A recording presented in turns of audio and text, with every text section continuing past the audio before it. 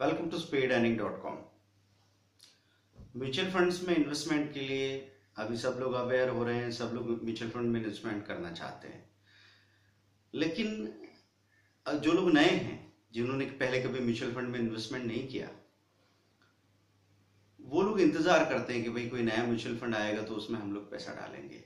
और एक्चुअली बात यह है कि एजेंट्स को भी जो NFO होता है, न्यू फंड ऑफर, उसमें थोड़ा कमीशन का परसेंटेज ज्यादा होता है, तो उनको भी वो बुरा नहीं लगता।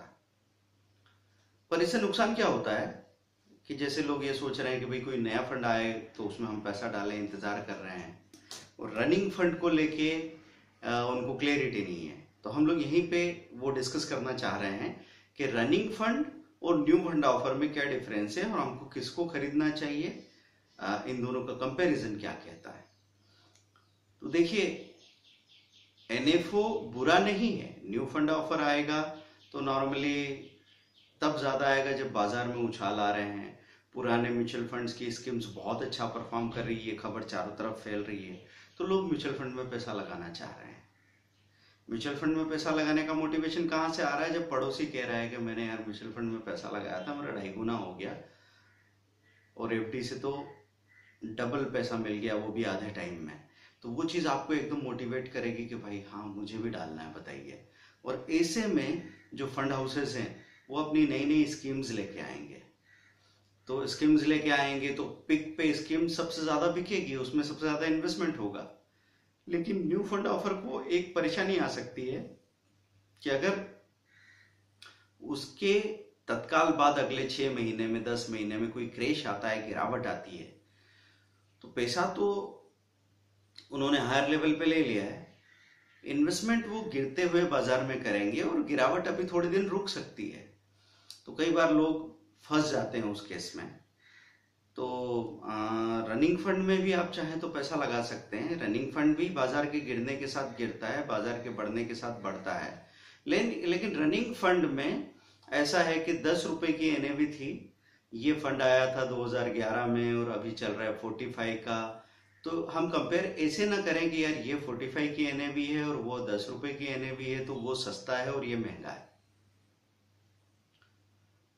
कोई 10 का 45 हो गया है, स्कीम का NAV, नेट एसेट वैल्यू, जो म्यूचुअल फंड की प्राइस कही जाती है, वो बाजार के बढ़ने के साथ, चूंकि वो फंड मैनेजर ने अच्छा परफॉर्म किया, उस स्कीम ने अच्छा परफॉर्म किया,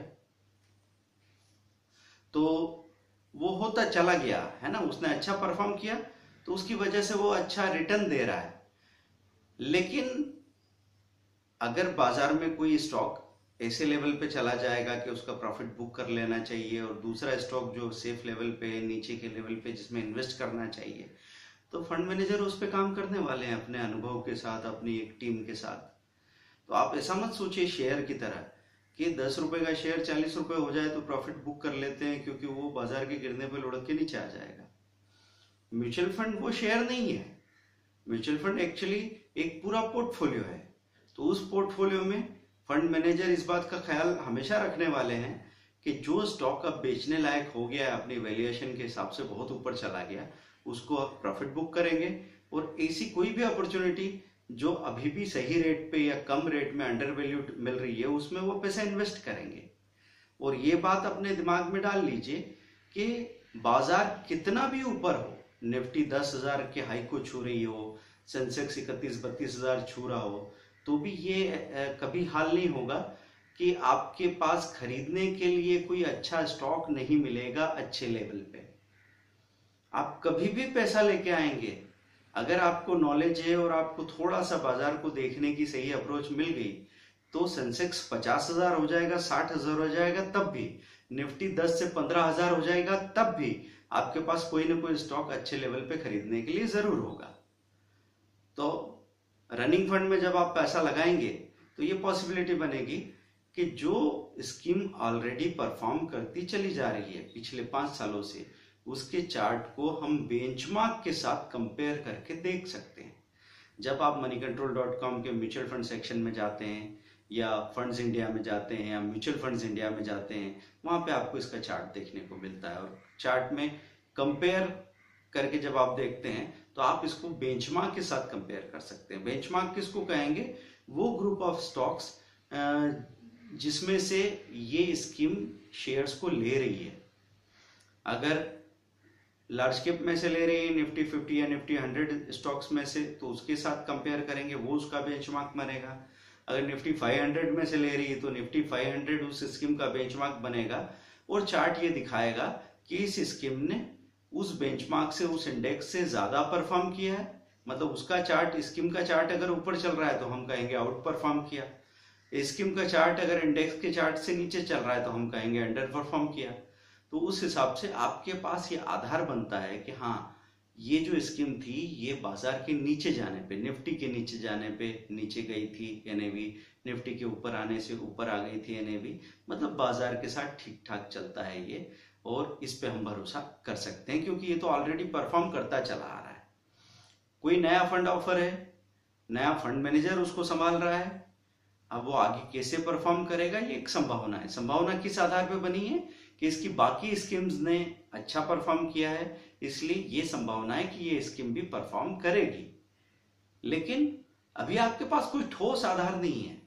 तो अगर आपके पास इन्वेस्टमेंट अपॉर्चुनिटी है, मतलब आपके पास पैसा है, कैपेसिटी है, और कोई नया फंड ऑफर अभी नहीं आ रहा है और बाजार ने अचानक डिप ले लिया और आपको पता लगा कि निफ्टी अचानक से 9600 से 9300 400 तक चली गई और मैं कुछ इन्वेस्टमेंट को सोच रहा था और कोई एनएफओ नहीं है, तो मैं आपसे कहूंगा कि आप रनिंग फंड खरीद लीजिए। वो 10 रुपए का जो 45 पे खड़ा है अभी, लेकिन 52 से लुढ़क के नीचे आया है, वो ले सकते हैं। जैसे एग्जाम्पल में हमने बताया था कि 95 में 10 रुपए का रिलायंस ग्रोथ आया था, वो 2007 में 490 एनएवी हो गया था, और वो 490 एनएवी वाले को भी आप गिरावट में 300-250 में कहीं ले सकते थे, वो वहां से 3 गुना होके खड़ा है। तो आपका मूल मुद्दा क्या है? आपका मूल मुद्दा ये है कि मैं जो पैसा लगा रहा हूं वो किस गति से आगे बढ़ रहा है,